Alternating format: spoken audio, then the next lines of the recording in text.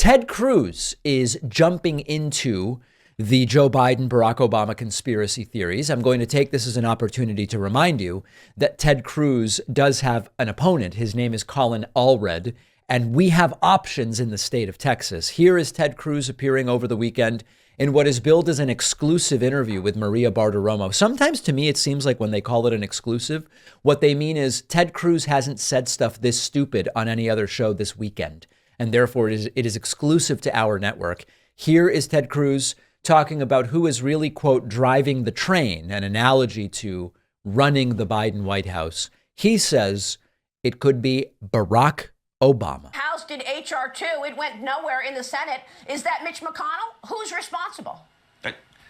Sadly, it is. Look, it's Chuck Schumer, number one, and Chuck Schumer is helping drive the train. Listen, we know Joe Biden's not driving the train, so it's a combination of left-wing congressional Democrats and I think Barack Obama that are driving the train, and Joe Biden is Joe Obama. I like that. Obama is Mr. Magoo just wandering around confused.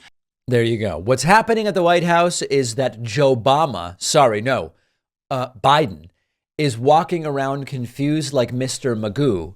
And Barack Obama is actually the one that is in charge here. So we don't even, if that allegation rings true to you, peace and love, go forth and multiply.